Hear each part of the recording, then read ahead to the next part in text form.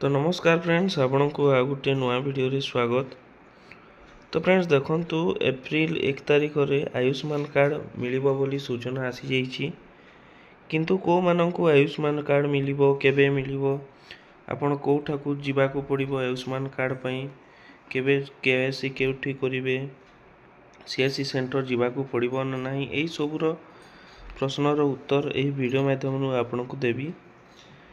तो जदि आपण चैनल रे फर्स्ट टाइम आछंती चैनल को सब्सक्राइब करी पाखरे थिबा बेल आइकन को दबाई देबे। तो फ्रेंड्स चलंतु देरी न करी वीडियो को स्टार्ट करिबा।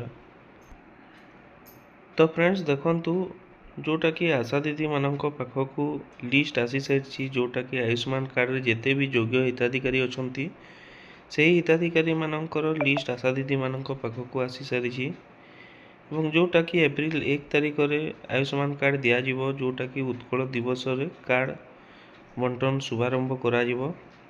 सेही दिन किछि कार्ड बंटन करा जिवो, जोटा कि अधा लोक को कार्ड दिया जिवो एवं अधा लोक को परे कार्ड दिया जिवो, किंतु प्रत्येक योग्य हिताधिकारी को कार्ड दिया जिवो।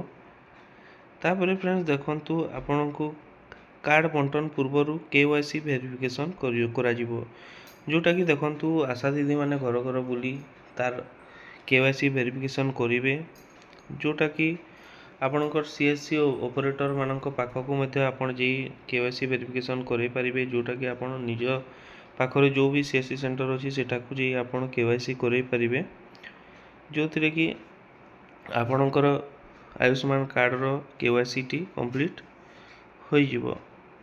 तो देखंतु फ्रेंड्स जोटा कि केबेठू केवाईसी करा जिवो, बहुत लोक मन रे प्रश्न थिबो, किंतु केवाईसी 25 तारिख पर आरंभ होई जिवो एवं 1 तारिख रे आपणकर आयुष्मान कार्ड मिली जिवो। तो प्राय लोकों को सीएससी सेंटर जिबाकू पड़िबनी, जो माने जेई परिबेनी सेमानको घर को जेई आशा दीदी माने तांकर केवाईसी वेरिफिकेशन करिवे। तो ए थिला आयुष्मान कार्ड योजना को नै गुटे छोटिया अपडेट। जदि अपडेट टी भल लागिला वीडियो को गुटे लाइक करिवे, चैनल रे जदि फर्स्ट टाइम आइथे चैनल को सब्सक्राइब करी पाखरे थिबा बेल आइकन को दबाई देबे। तो रहउची फ्रेंड्स, पुणी आ गुटे नवा वीडियो सहित देखा हेबा। धन्यवाद।